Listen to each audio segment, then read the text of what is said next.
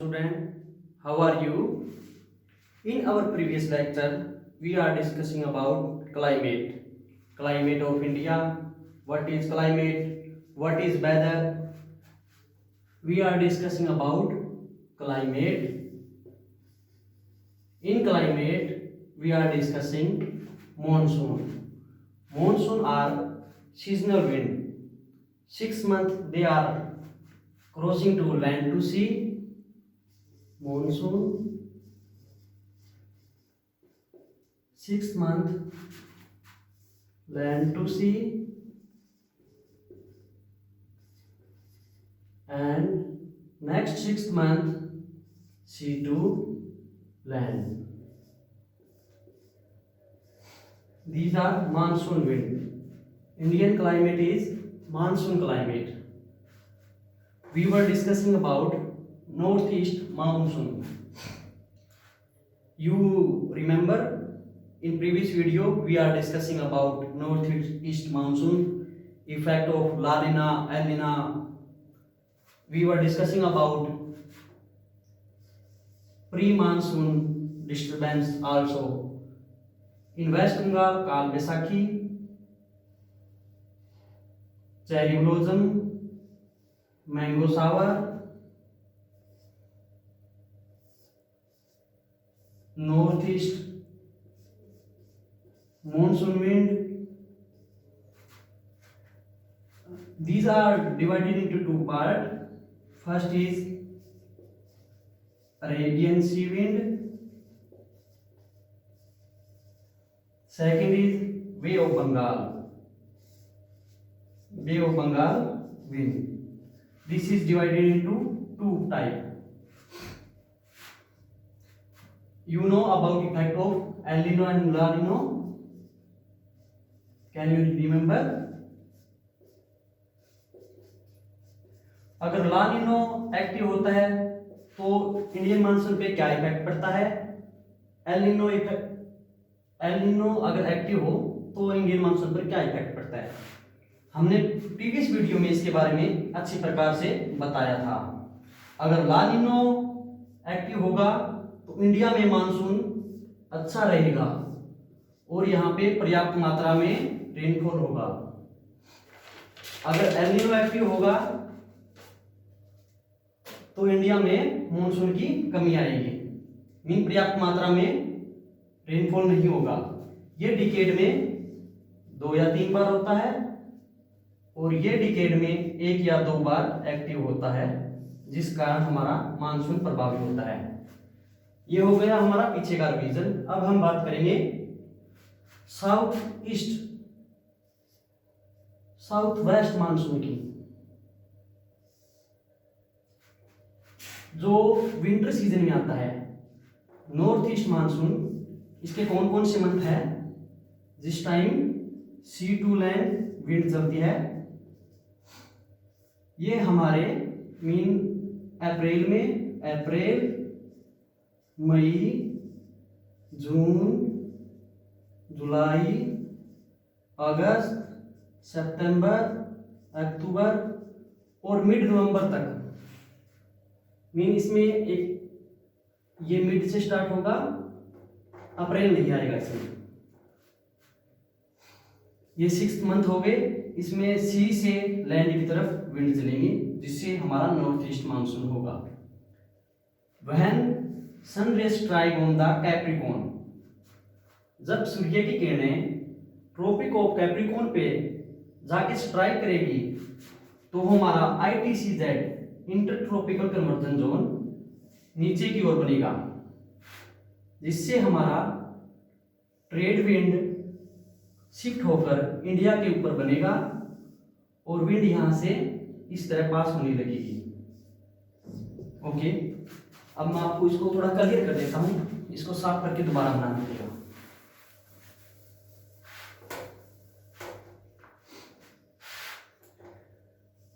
हमने north east monsoon के बारे में पढ़ लिया है. अब बात करते हैं साउथ वेस्ट मानसून की.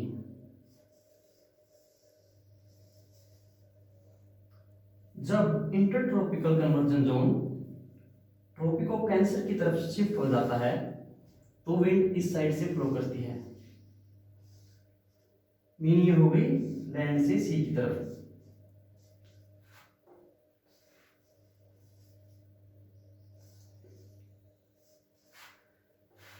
जब ये प्रभावी होगा तो जो हमारा 40 डिग्री 30 से 35 degree trade wind high pressure zone shift होकर यहाँ पे आ जाएगा और विंड यहाँ से पास होने स्टार्ट हो जाएगी। जब ये यहाँ से स्टार्ट होगी फ्लो करना तो ये एक शुष्क और ड्राई विंड होगी, ड्राई विंड एंड कोल्ड। इनसे हमारे पूरे इंडिया में कोई रेनफॉल नहीं होगी। लेकिन व्हेन दे passes फ्रॉम सी, तो इंडिया के साउथ में जाते समय ये विंड उस रेनफॉल करती हैं। इसमें मुख्यतः कौन कौन से स्टेट आते हैं? इसमें मुख्यतः तमिलनाडु का एरिया आता है, जो कि सिर्फ साउथ वेस्ट मानसून के कारण होता है। ये ऐसा क्यों होता है, हमने इसके बारे में बताया है कि जब इंटरट्रॉपिकल कन्वर्जन जोन नीचे की ओर शिफ्ट हो जाता है तो विंड इस साइड से चलने लगती है। इस कारण हमारे इंडिया में सिर्फ इस क्षेत्र में बारिश होती है। इस सीजन में हमने कभी सुना है अपने एरिया में कि विंटर सीजन में भी रेनफॉल होती है। वो कैसे होती है इसके बारे में भी बताते हैं।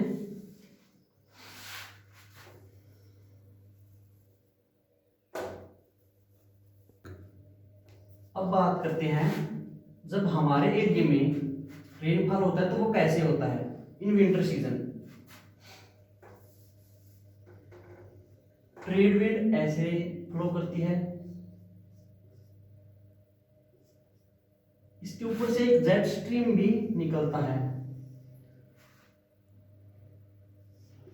जब दो अलग अलग प्रकार की विंड मिलती है तो फ्रंट का ओरिजिन होता है। मीन यहां से यहां पे जो विंड है वो ड्राई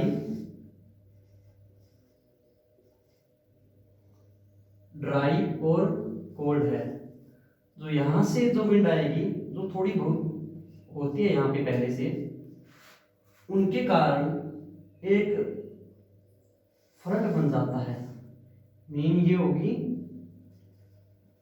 मोस्ट एंड इससे कुछ गर्म होती है वार्म विंड। जब ये दोनों मिलती है तो एक फ्रंट का निर्माण होता है और फ्रंट के कारण ही हमारे इस क्षेत्र में हरियाणा और पंजाब, दिल्ली और कुछ एरिया में रेनफॉल होता है। इसको हम पश्चिमी विक्षोभ भी बोलते हैं। ये हमारा मानसून कंप्लीट हो गया है। अब हम बात करते हैं रेनफॉल के बारे में। Rainfall distribution of India. Rainfall distribution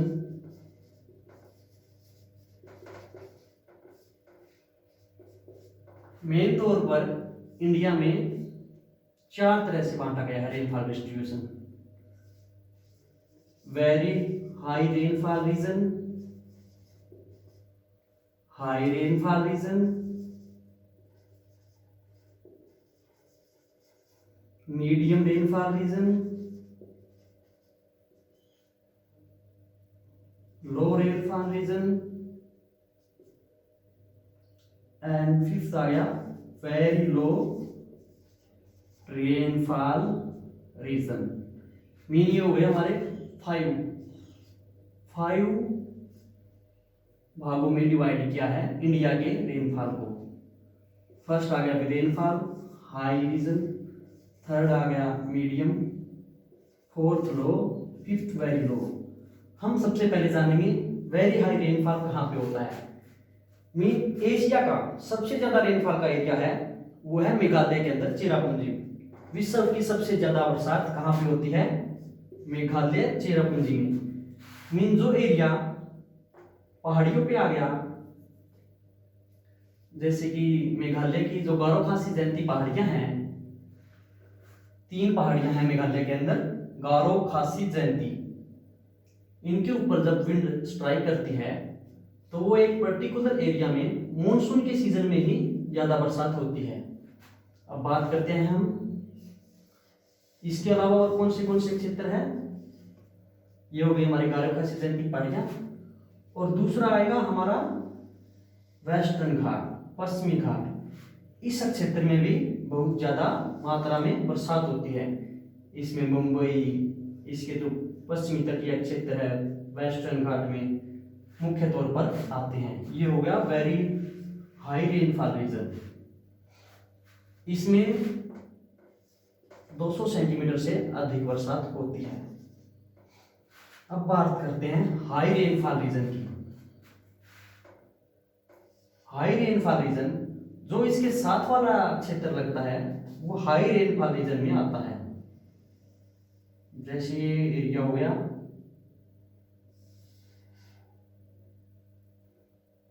ये एरिया हो गया। आप इमेजिन कर सकते हो, ये मैप थोड़ा ठीक नहीं है वैसे तो। इसमें आ जाएगी हमारी हाई रेनफॉल। इसमें वेस्टर्न घाट के साथ में लगने वाला एरिया आ जाता है। इसमें 150 से 200 सेंटीमीटर वार्षिक वर्षा होती है। अब बात करते हैं मीडियम एरिया। मीडियम एरिया जो एरिया यहाँ पे आ जाता है, पहले हम बात करते हैं हाई रेनफॉल में कौन सा आता है। इसमें तमिलनाडु का कुछ एरिया आता है, कुछ कर्नाटक का, कुछ महाराष्ट्र का और कुछ गुजरात का भी आता है। ये हो गया हाई रेनफॉल में। अब बात करते हैं मीडियम रेनफॉल में। ये जो हमारा प्रायद्वीपीय क्षेत्र है, उड़ीसा, आंध्रा, कुछ तमिलनाडु का एरिया, इसके अंदर डिवाइड किया हुआ है। ये आ गया मीडियम रेनफॉल का एरिया। अब बात करते हैं लो रेनफॉल का एरिया। लो रेनफॉल में मध्य प्रदेश, हरियाणा, पंजाब, दिल्ली मुख्य तौर पर ये स्टेट आते हैं। मीडियम रेनफॉल 100 से 150 सेंटीमीटर के बीच होता है। मीडियम नहीं, मीडियम 100-150 के बीच में होता है, लेकिन जो हरियाणा वाला एरिया है वो 50 से 100 सेंटीमीटर के बीच में होता है। वेरी लो में हम सबसे अच्छी तरह से जानते हैं कि कौन सा क्षेत्र आएगा। इसमें राजस्थान का क्षेत्र आ जाएगा। वेरी लो 50 सेंटीमीटर से भी कम वार्षिक वर्षा हो, वो वेरी लो वाले रीजन में आता है। इसमें मुख्यतः राजस्थान और लेह लद्दाख। लेह लद्दाख भी एक कोल्ड डेजर्ट है जिसके अंदर बहुत ही कम बारिश होती है। राजस्थान मेन तौर पे, राजस्थान का पश्चिमी क्षेत्र, राजस्थान में कुछ जगह पे अच्छी बरसात होती है, अच्छी रेनफॉल होती है, लेकिन जो इसका वेस्ट साइड एरिया है वो बहुत ही ड्राई रहता है। और इसमें एक आ जाएगा लेह लद्दाख जो कि जम्मू कश्मीर में है। रेनफॉल डिस्ट्रीब्यूशन मेन तौर पर हमें अच्छी तरह से याद सिर्फ 2 रखेंगे। रखना तो इनको भी याद है, लेकिन ये आसानी से याद हो जाएंगे। वेरी हाई रेनफॉल एरिया और वेरी लो रेनफॉल रीजन। इसमें ये राजस्थान आएगा, इसमें मुंबई, मेघालय और इसका वेस्टर्न घाट का कुछ क्षेत्र आता है। अब हम बात करेंगे इंडियन का क्लाइमेट कैसा है।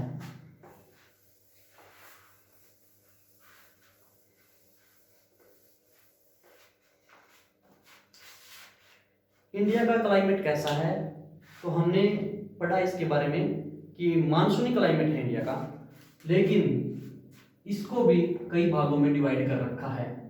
इसको पहले जानने से पहले हमें रेन के एरिया जान लिया है कौन कौन से, जहाँ पे हाई रेन होता है, कम रेन होता है। लेकिन हम इसको क्लाइमेट को डिस्क्राइब करने से पहले टेम्परेचर के बारे में और जानना होगा। किस एरिया में टेम्परेचर ज़्यादा है, किस एरिया में टेम्परेचर कम है। टेम्परेचर को जानने के लिए हम कैसे करते हैं, मीन ऐसे तो होता नहीं कि एक दिन का टेम्परेचर ले लिया, इसके लिए हम मीन टेम्परेचर काटते हैं, मीन एवरेज टेम्परेचर।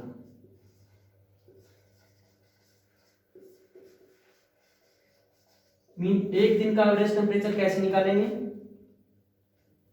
एक दिन का एवरेज टेम्परेचर निकालने के लिए दिन का सबसे ज्यादा टेम्परेचर और दिन का सबसे कम टेम्परेचर, उन दोनों को जोड़कर मीन मैक्सिमम टेम्परेचर प्लस में लोवेस्ट टेम्परेचर ऑफ डे, और इसको 2 से डिवाइड कर देंगे तो हमारा मीन टेम्परेचर आ जाएगा एक दिन का।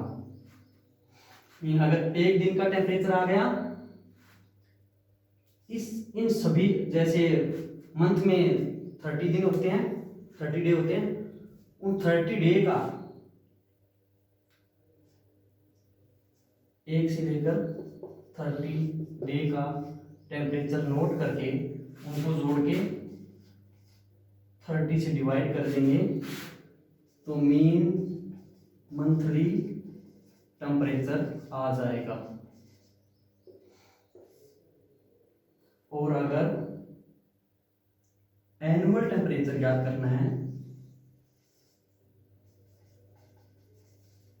मीन पूरे ईयर का एवरेज टेम्परेचर ज्ञात करना हो, तो 30 मंथ का एवरेज टेम्परेचर लेके उनको जोड़कर 30 से डिवाइड करने पर मीन एनुअल टेम्परेचर आ जाता है।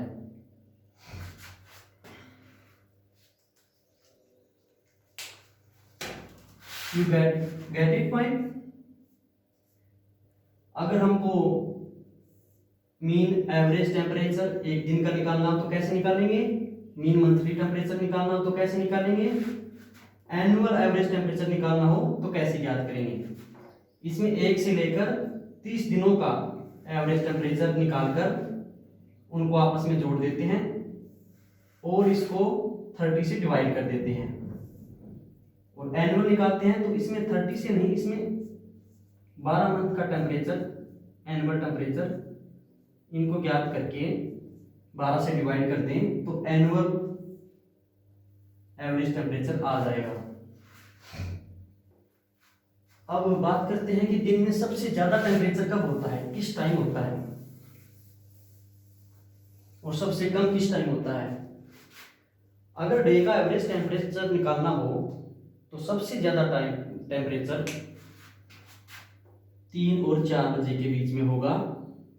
मैक्सिमम टेम्परेचर ऑफ डे 3 से 4 बजे के बीच में, इवनिंग में। और सबसे लोअर टेम्परेचर ये मॉर्निंग में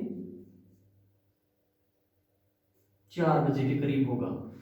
मीन अगर इन दोनों को टेम्परेचरों को जोड़ के 2 से डिवाइड करें तो एवरेज टेम्परेचर ऑफ डे हम पता कर सकते हैं।